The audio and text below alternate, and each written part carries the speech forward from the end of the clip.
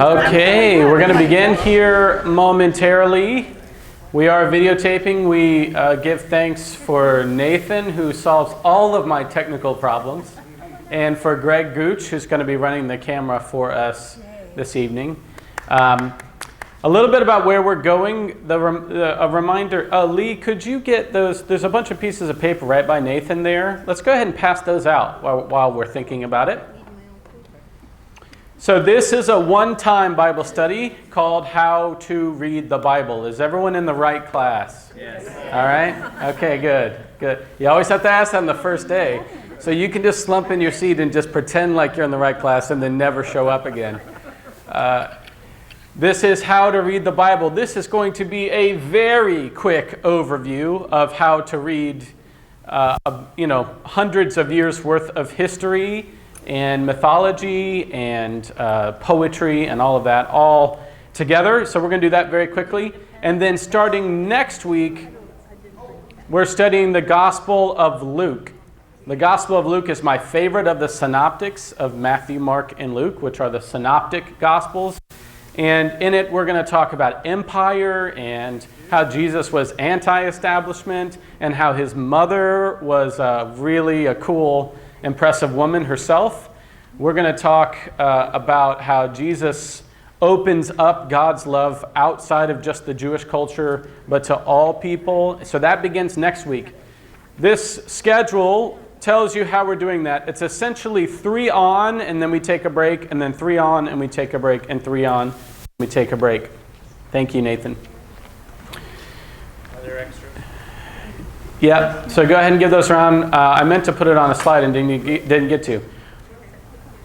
Just to tell you about the master plan of where we're going with all of this, what I have in my mind. Last fall we studied Genesis. How many of you studied Genesis either in person or online last year? All right, last year we studied Genesis. This year we're going to study Luke. Next year we're going to study Exodus. The year after that, in 2020, we're going to study Corinthians, both first and second. And then in 2021, we're going to take a trip to Greece to visit all the places that we studied. Does that sound good? Yeah. So 2021, we're going to go to Greece. And then in the fall of 2021, I'm going to teach the Gospel of John, which I think is the most beautiful thing that is ever written. But it is not a 101 class. It is a 202 class. You have to have as prerequisites Genesis and Luke and Corinthians. And guess what? You will have all of those by the time we get there. So does that sound good? Yeah. After 2021, I have no idea what we're going to do. But that's where my brain is. All right. We are late beginning as it is the first day of class. I'll allow it. And we're going to begin. Are we recording already? Oh, we are recording? Okay, we'll just cut that part out. All right, let's begin. Good evening, class. Good evening. It is so great to be together. I missed studying the Bible with you all. Did you miss studying the Bible? Yes. Yes. Well, today we are going to do a brief, quick 1-hour session of what it looks like to study the Bible. And we're going to do that in 2 phases. One is going to be a historical study of the Bible, and the other one's going to be a literary study of the Bible. So imagine that you're back in college and you've got history in the morning, and then you've got literature in the afternoon. And that was the best way that I could think to come up with how to explain what's happening in the Bible to you. So hopefully that makes sense to you. How to read the Bible. We're going to start with a couple of frequently asked questions. These are the questions that I get the most often, and then there are some oddball ones which we'll get to a little bit later on. But how to read the Bible. First of all, people often ask, is the Bible true? Which seems like an easy question, doesn't it? But it's a really difficult question to answer. Are all of the books in the Bible equal? Meaning, should we have all of them as authoritative, all 66 Protestant books of the Bible? And should they all be sort of on equal footing? Short answer to that one is no. The long answer we'll get to in a minute. And then when was the Bible written? See, all of these are easy questions to ask, but that doesn't mean that they have answers. That doesn't mean that they are answerable questions. And sometimes it is our job as Christians to question the question, okay? Just because somebody can come up with a good question doesn't mean that it's a worthy question or a worthwhile question or a question that has an answer, okay? The question that comes up often is, can God lift a rock so heavy that even God cannot lift it, right? What? Can God microwave a burrito so hot that God cannot eat it? What? Just because you can come up with a question that sounds like a sentence does not mean that it's the right question. And so if we are foundationally going to study how to read the Bible, we need to ask some good questions. And I don't know what all of your questions are, but here is how I would answer every single one of them to start with. Say it with me. The Bible is a library. That's exactly right. The Bible is not one book. It is a collection of books. You have up here on your right, this is the Library of Alexandria, which has been burned to the ground several times. But in it, you can see that the library is not books on the shelf as we imagine. It's scrolls rolled up, each to their own. And each of those scrolls is its own book. Each scroll tells a story of the person who wrote it for the audience that it was written for in the time in which it was written. Each of those scrolls is its own book. So the Bible is not a book. It's a library of books. And once you realize that the Bible is in itself a library, you start to ask questions in a good way.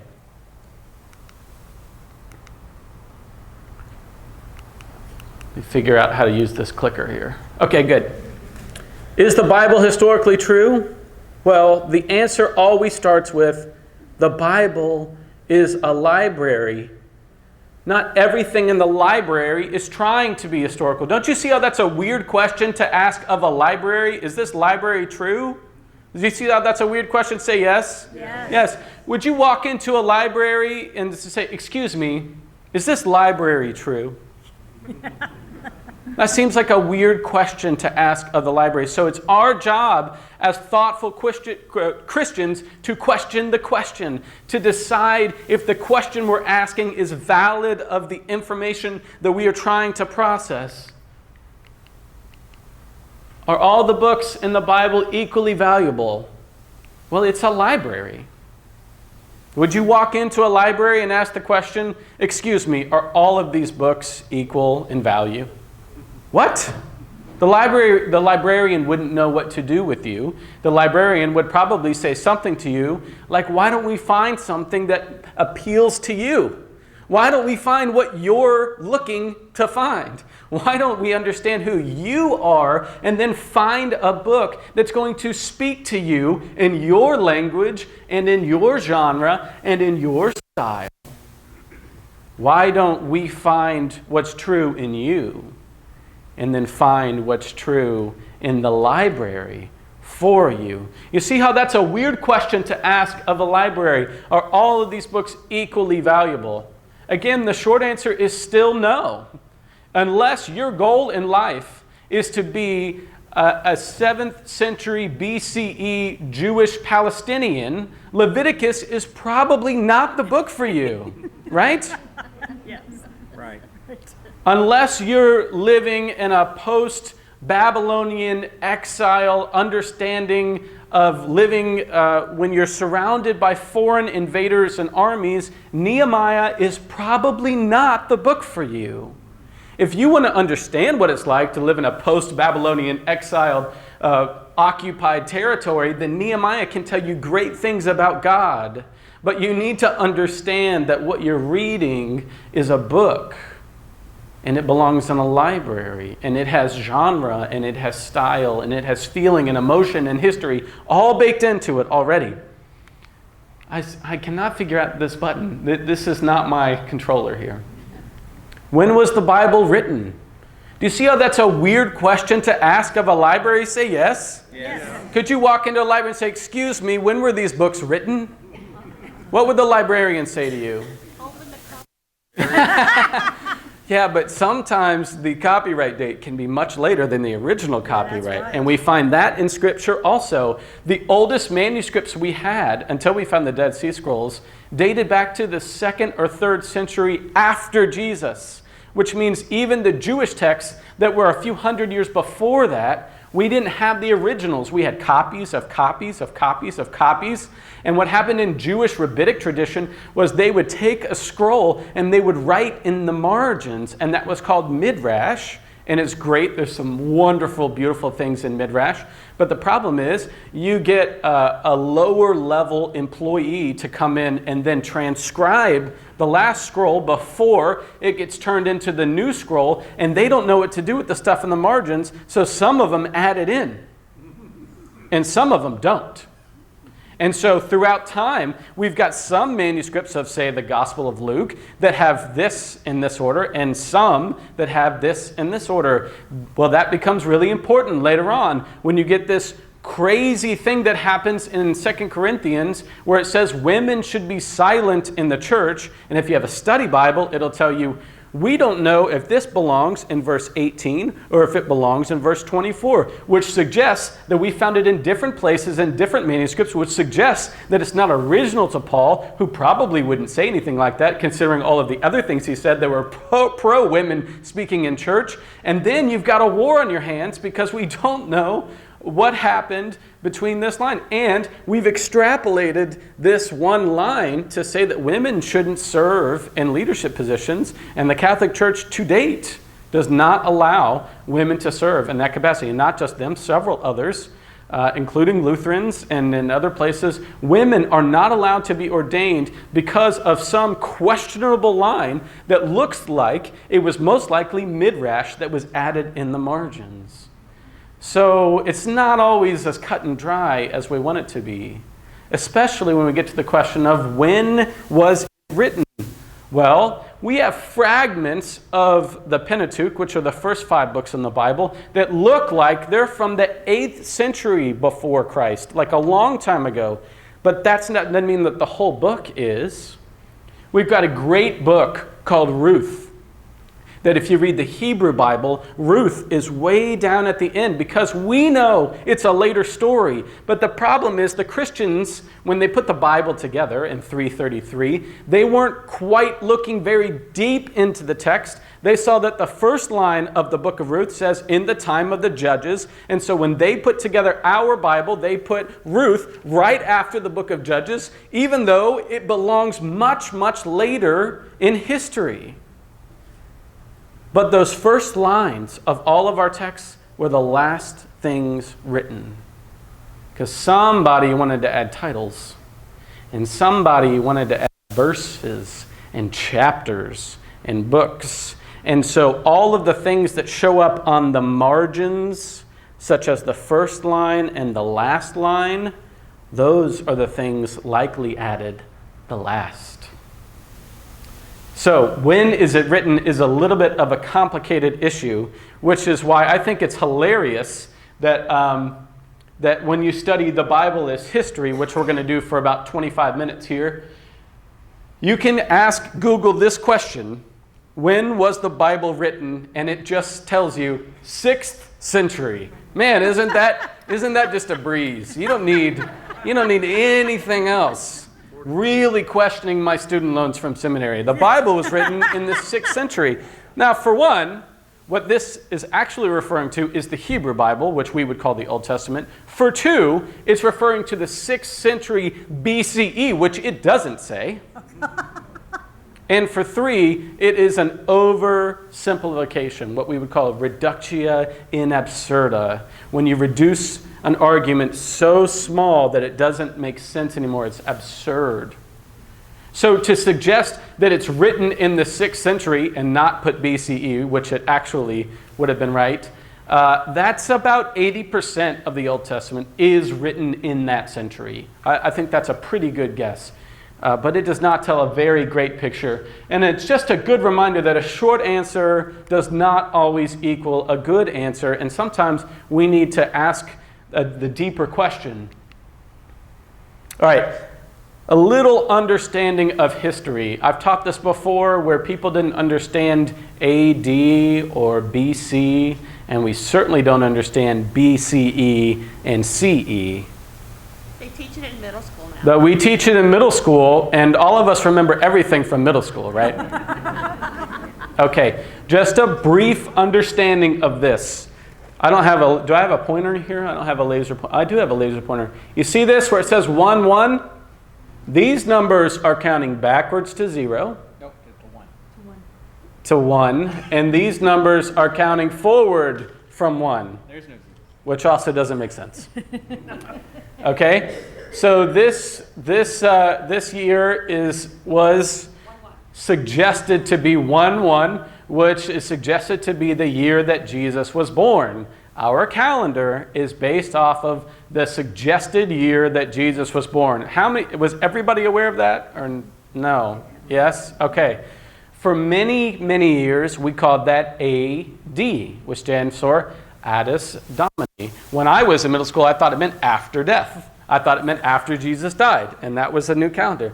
But Addis Domini means Addius, like annual, is the year of our Lord, and Domini means dominion, which means the reign of Jesus. So the year of the dominion of Christ. So our calendar has been based off of Christ for as long as we've been alive, at least, and 2,000 years other than today, 2,018 years other than today. That calendar has more or less been in place. Okay, we could argue about year 1066, but we're for the sake of time. Then there was BC, which meant before Christ, and now we call that BCE. So we're calling the year we live in is the Common Era, and the time before that is called before Common Era. So the phrase that you're going to hear me say most is BCE, which stands for what used to stand for BC. You got that?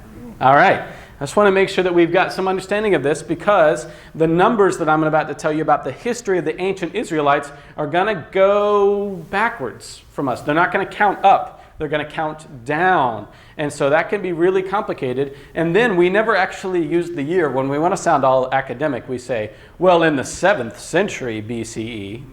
And you have to think, okay, the 7th century BCE, that's actually the 600s on their way to being the 500s, right? So we're not writing any seminary papers here. I'm not going to use that century word, but we are going to be counting backwards from about 1,000. Okay, you were here, just so you know. All right, good. So all of this is going backwards. The whole history that I'm about to give you is all flowing backwards until we get to Jesus. You understand that? Say yes? Yes. Okay, great. So just a few things that I think are really, really, really important here. Otherwise, I wouldn't waste your time with them. If you can hang with me through the history, the literature will make sense. If you don't hang through the history, the literature won't make sense. So give me 20 minutes and we're going to go through this history as excitingly as I can, although I can't show you the battle of the movie 300, which is what I would really like to show you. But we don't have the movie rights and half of you wouldn't like it, but it's really, really fantastic. The story of the Old Testament is the escape from Egypt. If you're taking my exam on this class at the end of the semester, that will be the first question. The story of the Old Testament is not Adam and Eve. It's not Abraham. It's not Isaac or Jacob or the Tower of Babel or Sodom and Gomorrah. The story of the Old Testament is the escape from Egypt. There's this guy Moses. He went up to Pharaoh and he said, what? Let my people go. And there were these plagues, and then he finally does, and then he regrets it, and then he comes after them, and then the sea swallows them up, and those people leave. That remnant people, that story of leaving slavery and into freedom colors everything else that happens in the Old Testament. Everything starts with that story. So Genesis, which is the book that's added on to the beginning of that, serves as a prequel, okay? A New Hope is the first Star Wars movie, and you'll never convince me otherwise. In the same way, Exodus is the story of the Old Testament. Everything comes from that because it has a theology that suggests God wants us to be free. And when you understand yourself in God to be free, it colors everything else that happens to you. All of the other rise and fall of all of the other empires, they consider themselves chosen and separate and free, and that shows up everywhere we go. So we're not sure where that story happens historically, but we do know that it has to happen at or before 1000 BCE. So before that, somewhere. As these oral traditions get passed down, more and more people claim to be from that story. Okay? That story's probably not thousands of people. Let's say that story is 200 people, which would still be a lot. Okay? If you took the number of people in the United States who actually have descendants on the Mayflower, all right, it would be a very small number. All right? But something like 100 times that many people claim that they were from the Mayflower. Okay? Maybe even some of you. How many of you claim that your family was on the Mayflower? Anybody? Okay. All right. Prove it, Grant. I want to see proof. Okay, but what I'm saying is when we get a story that becomes who we are, and we don't have any sort of carbon dating or any sort of 23andMe to explain if we were part of that story, we adopt that story onto us. So what I'm saying is that Exodus story with Moses and the people, that was probably a small number. And then the text, Joshua, says that when they came into the land, it was already inhabited, and then they destroyed this entire city. And then they lived in the land. That's probably a little bit more on the myth side. Okay? For one, it's a bunch of really bad farmland. There probably wasn't anyone else living there. For two, people have searched for the historical ruins of those cities that they were said to have dissolved, and we can't find them. They simply don't exist. It was probably a pretty uninhabited land. Jerusalem, we're talking about where Jerusalem sits today. Okay, so escape from Egypt. That happens before 1000. We know that because the first king of Jerusalem happens around 980. Remember, we're counting down. And that first king's name is Saul. I just feel like we should say his name because nobody ever says his name. We forget that Saul exists. We go straight to David, who's considered the second king, but there was this guy named Saul, and he was so mediocre that no one records him. It's like if we forgot about George Washington and we were all about John Adams, right? Like that's what happens there. It's just sort of weird. We consider like David like he's the first, and he's super not. I just always thought that was funny. So Saul is the first king here. And then there's kings only for a little while. That kingdom does not last very long at all. That whole glory days of King David, you're really talking about somewhere between 50 years or less. This whole kingdom of David and Solomon, and they built the temple, and everything was wonderful and prosperous, and we want to get back to that. That makes it sound like it was this whole big long history, but really it was about 50 years. Then Solomon has a couple of sons, and they're all rats. They're completely worthless, and nobody trusts them. And the northern kingdom separates. Remember how we had a civil war, right? They also had a civil war, and they separated a northern kingdom and a southern kingdom. Now this is going to be really confusing for you, but I want you to just take this in. The northern kingdom is called Israel, and the southern kingdom is called Judah. Okay? You're used to thinking that Israel and Jerusalem are the same place. I'm telling you, if you lived in the 900s BCE, they are not the same place. And what happens is a bunch of those stories from the north make their way to the south. So all of this about how Jacob is also the name Israel, and Abraham, and Isaac, and Jacob, and Joseph, those are all northern stories. where the capital is Samaria. That becomes really important later on when Jesus comes along. He starts talking about how you all think that those Samaritans aren't any good, right? And then he tells some different stories about that. So Samaria is like the northern city. So after the Civil War, they set up their own capital up there. I can see that I'm boring you. Well, I'm going to try and move quickly here. So they separate into a northern kingdom and a southern kingdom. The northern kingdom of Samaria as the capital gets destroyed in 722. Now, if you look, that's about 200-year history, which in this day and age of city-states is a really long time, that there's a northern kingdom that has their kings and a southern kingdom that has their kings. And all of those stories that I just told you are written about in the northern kingdom. Well, the Assyrians live to the north and to the east. And the only way to get there is through the northern kingdom. Okay? So they destroy the northern kingdom. And in that desolation of Samaria, some priests, because, priests were not really fighters, right? Some priests grab all of the scrolls and run down to Jerusalem, finds his pastor buddies, and says, hey, we've got to keep these scrolls.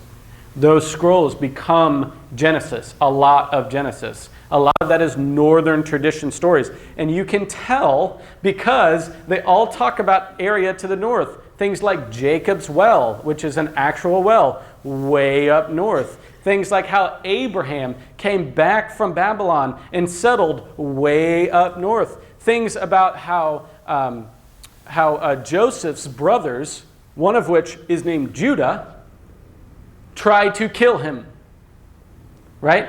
And how he prospered nonetheless. Okay, all of those northern stories make their way down when Samaria is sacked in 722 by the Assyrians. Now what happens next is really, really funny history. This is just, it's really classic, great stuff if you read it. If you read in Isaiah and in Kings and in Chronicles, the story of King Sennacherib from Assyria. So the king from Assyria comes down with his army. He beats the northern kingdom. He sacks the city and he comes down. And these guys are brutal. You know that whole thing about taking your head off and putting it on a pike? They invented that. So the Assyrians come down and destroy the northern kingdom entirely, but they lose some army along the way. If you've ever played the game Risk, you understand, right? You lose armies as you go along. They get all the way to Jerusalem, and Jerusalem has walls around it. It's fortified. It's been there longer. It's had more money. It's had more longevity. And he's tired. So what's funny is, if you read the annals of King Sennacherib, and then you read the annals of King Hezekiah, who has Isaiah as his prophet, Isaiah says some bad stuff's going to happen. They both say that they won. Both of them. Now, don't tell a man that he didn't win if he thinks he won, okay? But neither of them say, it was close, it was a well-fought battle, but I won. Both of them say, and in our scriptures it says, King Hezekiah says, an angel of the Lord came out in front of the gates. And as soon as the angel was in the sky, 100,000 people died in King Sennacherib's army. They all fell down dead. Now, that's not historical. For one, there's not 100,000 people in the Middle East, okay?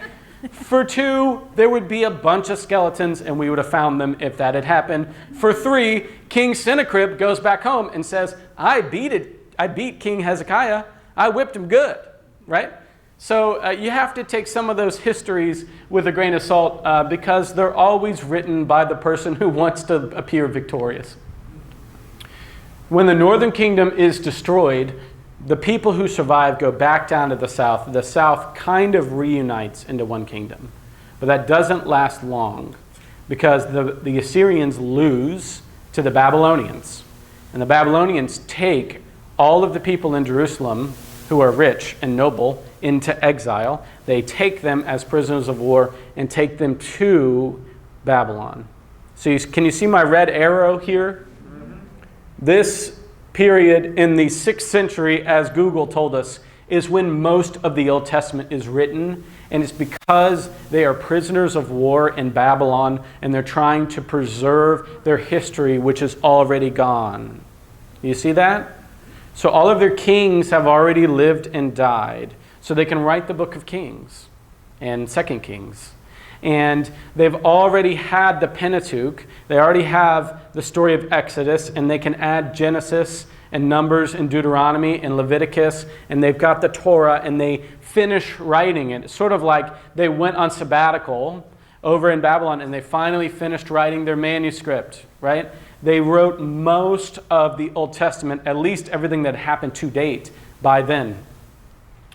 So that's why this is important. This is captivity in Babylon, which you've probably heard of, hopefully. All right, I've been over some of this, so we're going to go quickly. David's their favorite king, and then after his son Solomon builds the temple, Solomon's son isn't liked and the kingdom splits. The Hebrew, and I'm going to call it the Hebrew religion until we get much, much closer to Jesus. They don't use the word Jewish or Judaism until much, much later. These are the people of Yahweh. And those northern stories come down. So you start to get prophets as wars arise. And prophets don't tell you what you want to hear. They tell you what you need to hear. And Isaiah was the prophet to King Hezekiah in the battle against the Assyrians. And Jeremiah is the prophet as the Babylonians. Remember, the Babylonians beat the Assyrians. As the Babylonians come down, Jeremiah says, they are going to wipe us out. And everybody says, no. You remember what happened to King Sennacherib of Assyria? Remember how we destroyed him?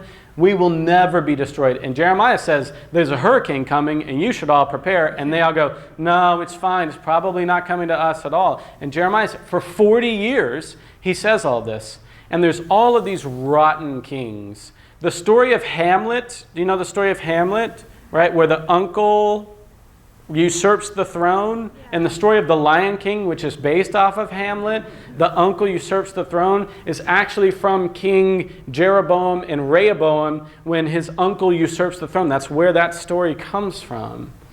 And so you have these bad kings. There's like 4 of them in a row. And so once they're sacked and they're in Babylon, they start talking really great about the last good king who came before those bad ones, and his name was Josiah.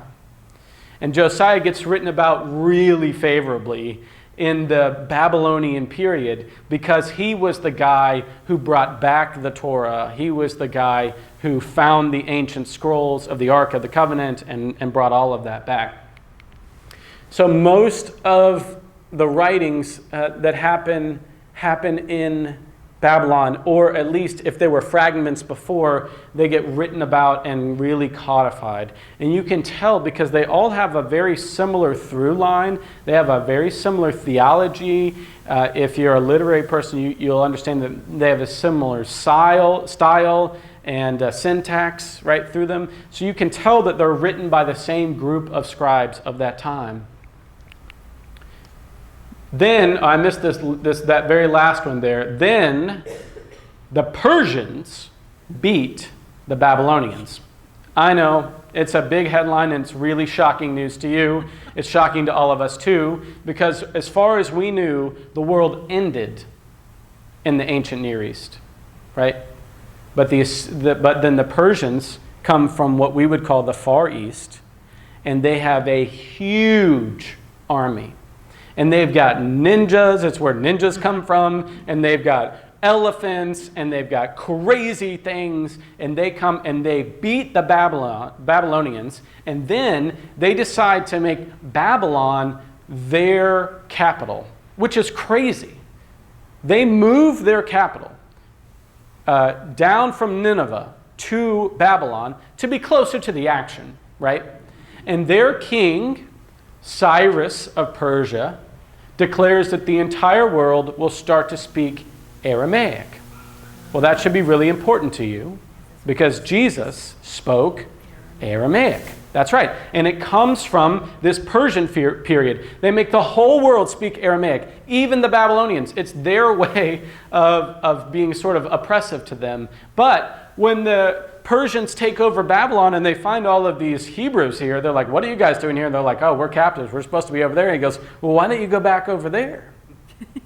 So then you get a bunch of people returning to Jerusalem where the city is laid waste, where the walls have fallen down, where the temple had been destroyed, and where likely there were a bunch of people living the dream, like living on the land, because you left your farms and you left everything. And we don't. The Bible does not speak well of those people. They call them the people of the lands. And when the royal people, when the top 1% gets back to Jerusalem, you can imagine how they treat the people of the lands when they get there. But this gives a rise to a whole new style of being a Hebrew, a whole new existence for being. And you get some great writers like Ezra and Nehemiah and Amos. These people are telling us we need to build the temple again. God wants us to build a temple. And Nehemiah, which is used in every capital campaign the world over, says we have to raise money so that we can rebuild the temple. We can rebuild the wall. We can make Jerusalem a beautiful place to live again. Now, the reign of the Persians doesn't last very long, because there's a great movie called 300, and you should really see it. On Blu-ray, it's really gory. It's just great. And if you know that battle at all, you know that the Greeks defeat the Persians. The Persian Empire goes all the way from the Far East, all the way up to Greece, right? In the Battle of the 300. And then after that, there's a marathon runner. That's where the marathon comes from, right? And he runs to tell people, the Persians are coming, the Persians are coming. Then they get ready, and the Spartans beat them back, and the Greeks win. This is not good news for Hebrews. The Persians gave us carte blanche. The Persians let us rebuild our temple. They let us be Jewish, and we had just finally gotten back to our roots. We were teaching our children the native language. We were reinstating circumcision. We were understanding our stories. And then the Greeks came in and said, nope. The problem with the Persians were they had weak foreign policy. And what's going to happen now is we're going to find out every center in the Greek, the Hellenistic world, every center that looks like it might have too much personality, and we're going to make that what we call a polis. We're going to make that a city-state. Polis means city, like Indianapolis, right? You've heard that before. Or the police comes from the word polis. Or the polls where you're elected, etc. and etc. So they make Jerusalem a Greek city-state. So that means that they take the temple and they take all of the stuff out and they start slaughtering pigs in the temple. Now, if you know anything about Jewish culture, you know that they don't eat pigs. Pigs are unclean. And this gets under the skin of the Hebrew people like nothing else. And then they outlaw circumcision. And then they outlaw every language other than Greek, which that doesn't take. The people still spoke Aramaic on the whole, but Greek was the official language of the land. And this becomes a very oppressive time for the Hebrew people. Now, when you're oppressed, you start to imagine a better world, right? This is stage one of Hunger Games, right? They start to imagine that they're going to revolt someday. And so when you do that, you need to develop propaganda for how you're going to revolt. But you're not allowed to speak poorly of the Greek Empire because they'll kill you. So they write a bunch of historical fiction. And they come up with superheroes like Daniel. And then they say Daniel was in the palace of the king of, we can't say Greece, Persia. And in the Persian world, he's supposed to eat all of this meat, but Daniel's not going to. He's going to stick to a Jewish diet. He's going to be a vegetarian, and he's going to be stronger than all of them. And he does. And then they tell Daniel, you can't worship the God of the Hebrews anymore. And the king is a worthless character. He's being puppeted by the other people. That's a classic theme in this, what I'm calling the superhero or the comic book genre that's in our scripture, right, of Daniel. And they say, you need to outlaw this. This Daniel guy's getting too big. He outlaws it. And then what happens? They take Daniel and they throw him in a lion's den. Now, I've been to the zoo. Lions don't come from Persia. Okay? Do you know who had lions in their colosseums? And you know who fed people to lions? It was the Greeks. So anybody hearing that story of Daniel being thrown to the lions would automatically hear a Greek Colosseum. They would automatically hear that that's a story about how the Hebrew, Daniel, could not be eaten by a lion. That's what that story is about. It's a superhero story. There's another great story of Daniel that they left out of the Bible, which makes me really sad because, that's where my name comes from. It's called Daniel and Bel the Dragon. Doesn't that sound like a story you want to read? For some reason, we thought Daniel fighting a lion, that's realistic, but a dragon, that's where we draw the line, right? This was the mark of when they put the Bible together in 333, they wanted you to think that it was all history. They wanted you to own it. They wanted you to believe that every line of it was literal. So if you were raised that way, that was their intention. But I'm telling you, there's a story of Daniel and Bel the dragon, and it's fantastic, and you should read it sometime. It's in the Apocrypha. So in this superhero time, they start talking about Jewish, and then there's the story of Esther, which I really don't have time to cover, but essentially Esther's a beautiful queen. The reason why she's queen is because she's the most beautiful. The reason why she's the most beautiful is because she's Jewish, and everybody else is trash compared to her, and she becomes queen, and she tricks the king, which is also what happened to Daniel. They keep tricking the king, and then they destroy everybody, and they win. And then there's the story of Jonah, who has to go to, we can't say Greece. So let's say Nineveh, and he's supposed to go there and tell everybody about him, and then he runs away because he's an anti-hero, and then he comes back and he's a hero, and then everybody's saved. All of those are superhero stories. All of those are great, great stories if you tell them the right way. Okay, and then at the very end of this, there's the Maccabean revolt in 167. The Greeks were really confused about who was in charge of this land, and because the guards weren't paying attention, they took back Jerusalem. They took back the city. That's called the Maccabean revolt, or the Hasmonean dynasty. They don't actually become kings anymore, but they start talking about a Messiah, and when they do that, they kick all the pigs out of the sanctuary, and then they find one jar of oil left. And they say, we need to cleanse this whole thing. And the only way we can do that is if we can light our candle with this one jar of oil and make it somehow last 7 days. Because that's how long it's going to take us to make more holy oil.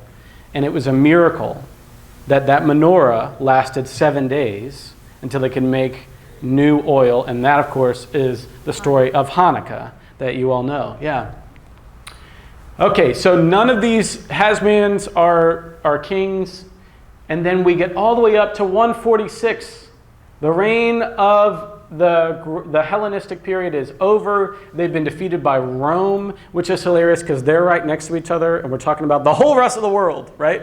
Like if the neighbors could have gotten along. But the world is still very much culturally Greco. The Romans try and get everybody to speak Latin, which definitely doesn't work. They try and get everybody to worship their gods, but everyone knows that they're knockoffs, right, of the Greek gods. And the Greeks have all of these great plays and culture and dance and music and religion. They've got the whole thing, and the world does not become more Roman. But you need to understand all of those layers of history that are like layers of sediment so that you understand how Jesus can be a Jew living under Roman occupation who speaks Aramaic in a world that's still culturally Greek. It's because all of those empires came and went in like sediments, layers of sediment. That's how we get to Jesus. And when he talks about the end times, his people would always understand that to mean that the temple could be destroyed again. Jesus is killed somewhere around 33 on the other side, when we're starting to count up in CE, the Common Era. And then the temple is destroyed less than 40 years later. And when it's destroyed, everyone seems to remember that Jesus said that was going to happen. So just a little bit of this history here, because this is a question that comes up a lot. Do I believe that Jesus actually raised from the dead? Yes, I have a lot of reasons why I believe that to be true. But here's just one of them that I don't think should be overlooked. The people who are really, really, really sad, they turn that into joy 3 days after Jesus is crucified. That fights the narrative, right? If you've known somebody to be in that level of sadness, you can't fake that. You don't fake joy. And it's not just like one or two of them. It's all of them. All of his followers turn their mourning into joy because they've seen him resurrected. And I think that's pretty convincing. Then 20 years after Jesus dies, this guy Saul's walking around, he's persecuting Christians, and then Jesus appears to him in a cloud, and then he becomes a writer. He becomes the first one of the first pastors, and he starts starting churches in Thessalonica and in Corinth and in Ephesus. And then when he goes to Thessalonica, the people in Corinth start to mess up because they don't have their pastor, and he starts writing letters back to them saying, stop screwing around. And then he goes to Corinth, and then things go bad in Thessalonica, and he starts writing letters to them saying, I'm coming soon, just stop. And then he writes letters to the Ephesians in Ephesus, and he says, y'all need to stop it. And then he says, you know what? I'm going to write a letter to Rome, because if anybody could hear my logic, it would be the Romans. And he writes this beautiful treatise. It is the gospel according to Paul, and it's called the Epistle to the Romans. And it is a gorgeous piece of theology. It's very late Paul. It's the last thing that he writes before he's imprisoned. And then he says to the Romans, I'm coming to you. And the irony is he actually does get there, but only long enough to be executed, because that's where they take him in order to take his head. Okay, Matthew, Mark, and Luke are written shortly after the temple is destroyed. And then after that, John is written much later than that. Those are the four Gospels. We're going to talk about them in a little bit. Then there's a bunch of other books that are written. I'll give you the slideshow in case you want to look at some of those. But I want to get to the Bible and narrative now that it's 6:46. So the Bible as literature and what that looks like. And I just want to tell you that step one of reading anything is to understand what genre you're reading, okay? You should not get upset when you read the editorials of the newspaper, because you knew they were opinions when you opened them, right? You should not take too seriously the comics when you're in the newspaper, because you know what you're reading when you get there. You should not be surprised that a bunch of people died if you're reading the obituary. You should not be surprised that everything's for sale if you're reading the classifieds. You know how to switch from one genre to the next, to the next, to the next. But when we open Scripture, we suddenly magically imagine that they're all written the same way. But it's not a book. Say it with me. It's a library. And in it, you have a whole bunch of different genres. I can just name a few. This is just off the top of my head. I got to click all of them?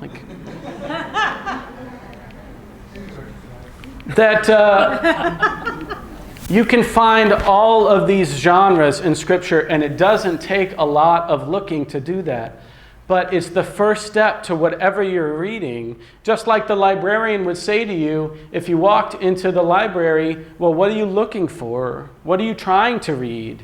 And then you can find a bit of Scripture that goes where you're trying to go. That's step one of how to read the Bible. Step two is to understand translation. There are many translations. So when you read a Bible, you're reading it in English. It was not written in English. It was not written to be translated later into English.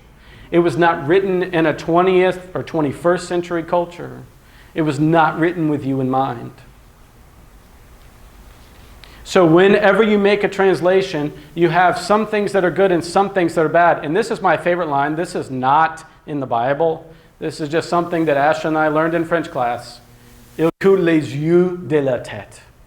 In French, it means literally, it costs the eyes out of your head, which sounds so dumb to us, doesn't it?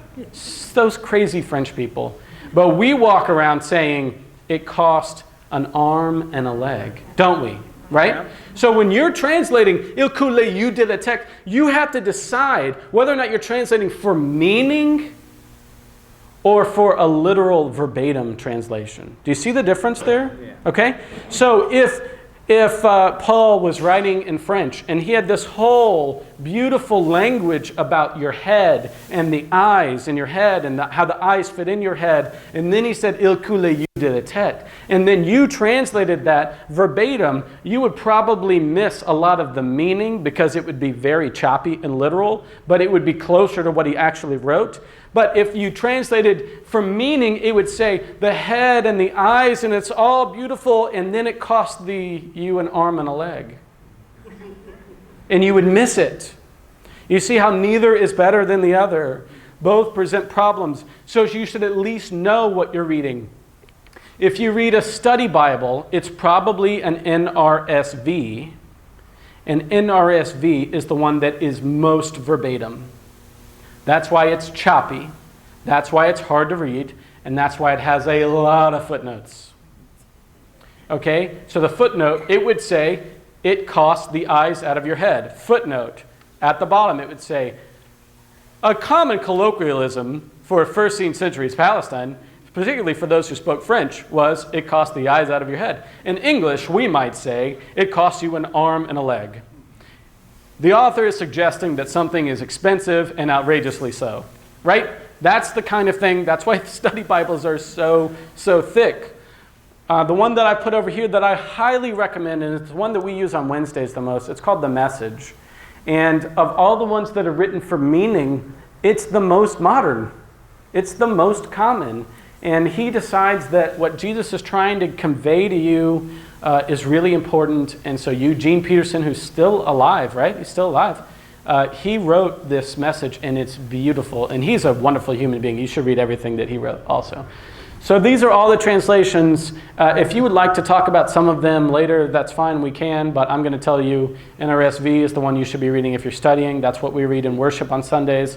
And the Message is what you should be reading at home. And I'm pushing that we give the Message out to children when they get their Bibles for like confirmation and stuff. I just did 5 confirmation interviews. I'm convinced our children aren't reading the Bible. And I think that if we got to the Message, we stand a better chance at that. Okay, so there are a lot of problems that happen in translations, which quite frankly give me as a pastor a lot of job security because there are some really terrible translations out there. How many of you were raised on "In my Father's house there are many mansions"? Super doesn't say that, bro. Doesn't say that at all. Not even a little bit. The word is meno, which means to dwell. It's actually a verb. It means in my Father's house there are many ways for you to live in it. It's not talking about a heavenly mansion for you. That's such an American idea of heaven, isn't it? We all have our own mansion and we don't need each other. That's disgusting. That's actually the antithesis of what John is saying. He's saying, in my Father's house, you can come live with us. In my Father's house, what's mine is yours. In my Father's house, we're all close together and in community, not far away with our own mansions. That's really a terrible one. Here's some other ones that happen a lot. Ha-Adam means the earthling. Ha means of the, and Hadam means the earth. So we've changed that to be a name, Adam. But it super doesn't say Adam. It's not a name. It means the earthling. But we want to tell the story in a certain way, so we've made that a proper noun. Another thing happens later in the book of Job. There's Ha-Satan, which is the accuser, which we've translated to mean Satan. It's not a proper noun. It's a position like mayor or governor or something like that. The accuser is a position on God's council. There was always somebody who said no to whatever God said on God's council in heaven. Doesn't really sound like heaven to me, but that's how it was. And Ha-Satan is that person. To personify that person as Satan, and then later on to suggest that Diablo or Mephisto, which are some other names that show up, is also the same person as the accuser. That's sloppy writing.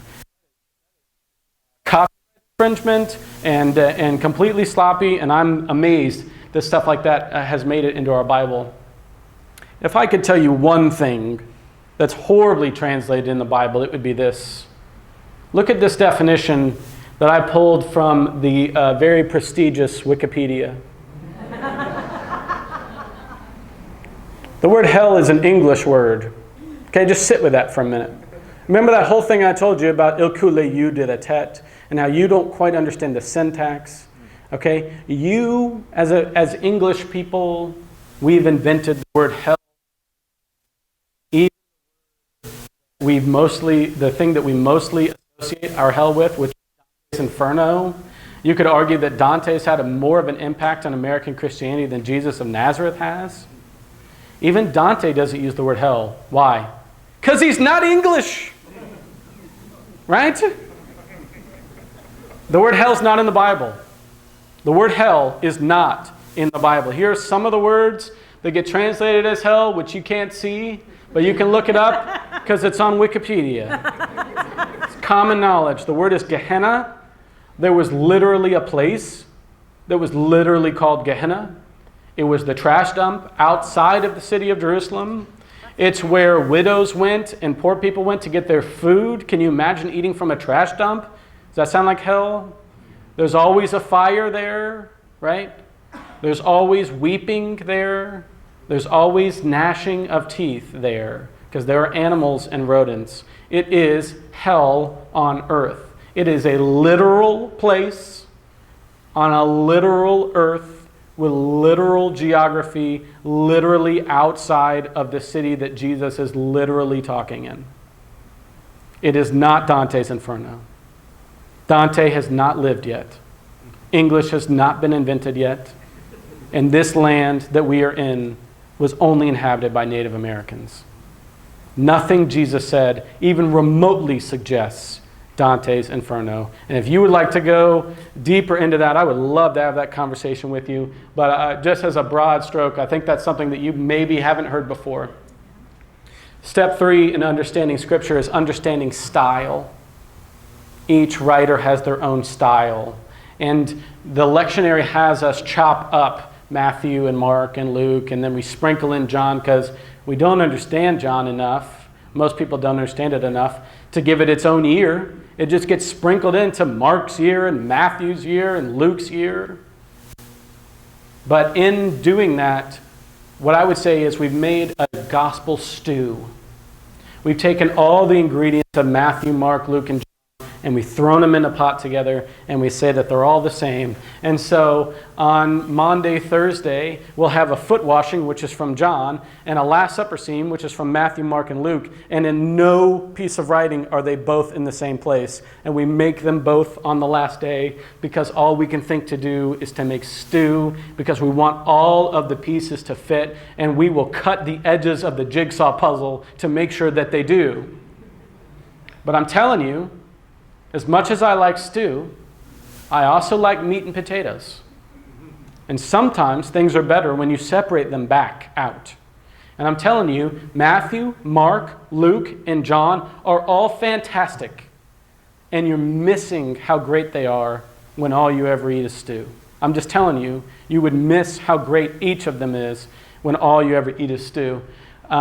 They each are writing for a different audience. Mark is writing so that everything could be on one scroll because the temple has been destroyed, and who knows how much time we have, and who wants to carry 2 scrolls. So everything that happens in Mark happens quickly. It starts with Jesus as an adult at his baptism, and it goes straight to the passion and to his death. And the word that is most common in Mark is immediately. It's in every other line. Look it up. Immediately, immediately, immediately. And that's because he wanted one scroll.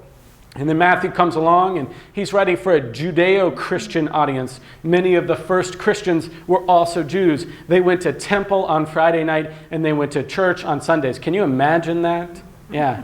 And so doing, he wanted to write a gospel where Jesus is still very much culturally Jewish. And the way you do that is you put in a lot of Jewish rhetoric, which has a lot to do with separating things.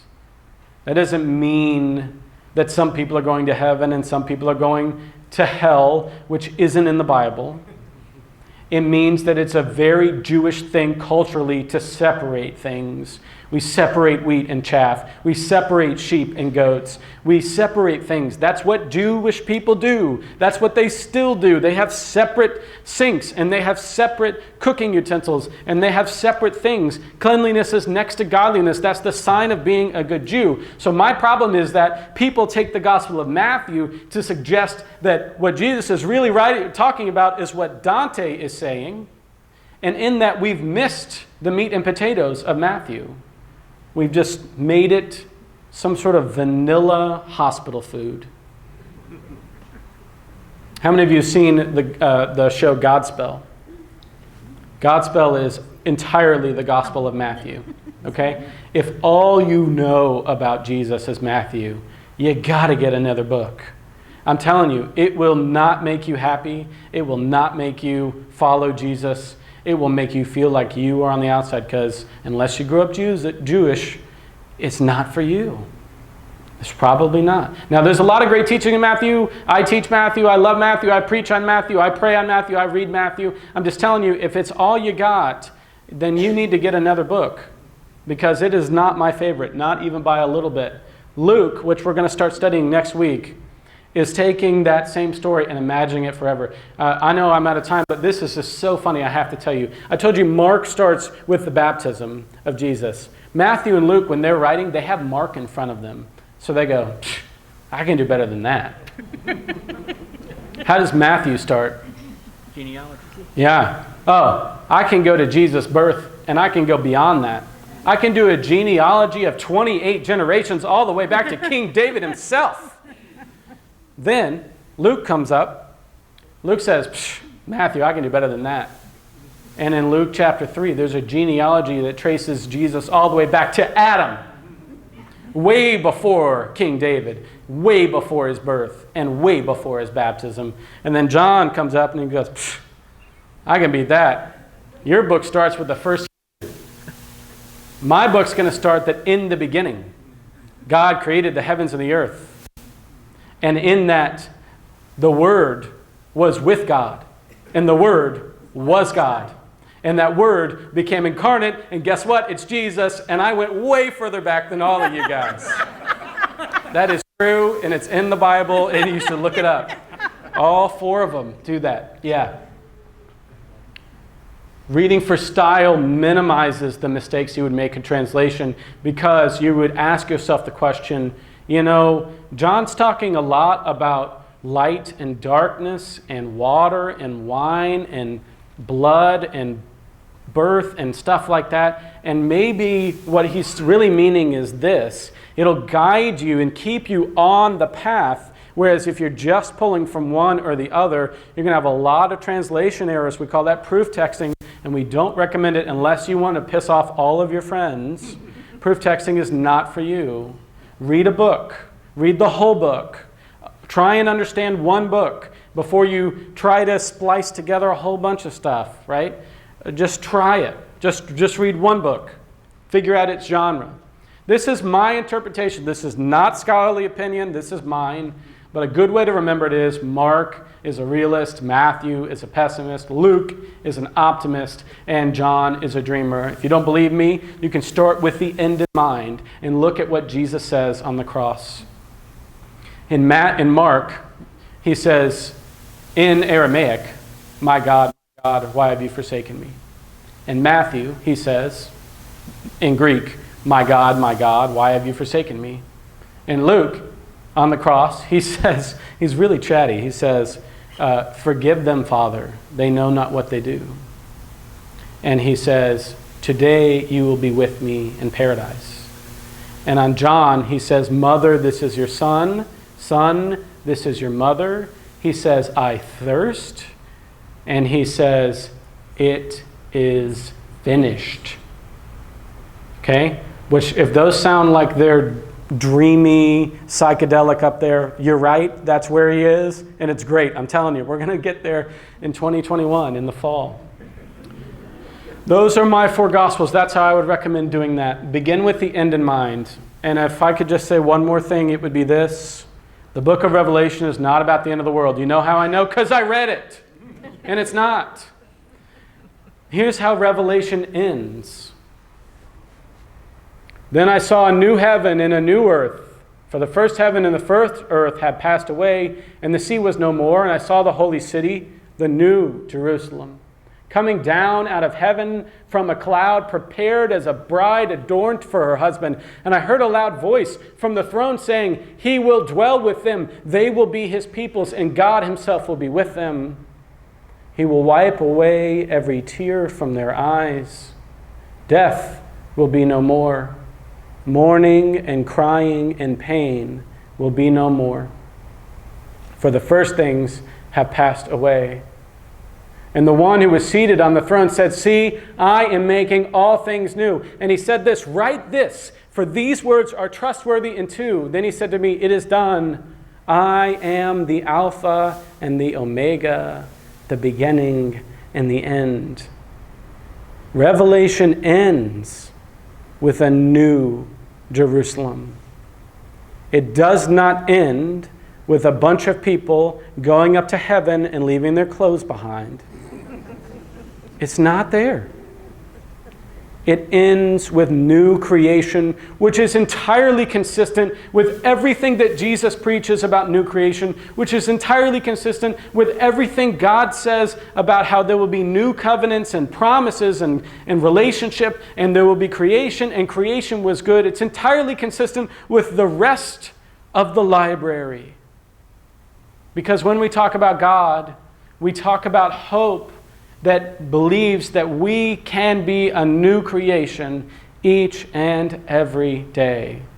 Don't let anyone tell you that Christianity is about heaven and hell and where you go when you die. Don't let anyone tell you that Christianity is about the rapture, which is made up, and apocalypse, which literally means unveiling, which is like God's behind a curtain and pops out. Don't let anyone tell you that Revelation is anything other than a hope for the future of this world. That's it. These are the 4 things that I recommend for how you read the Bible. That you discover the genre, the translation, and the style, and that you read it. Don't assume, but actually read it. So, sisters and brothers in Christ, thank you for coming out for this one-of-a-kind Bible study. I hope you learned something. I'll post the PowerPoint on our church's website, and the video will be on YouTube. So, thanks. Have a good night. God bless you.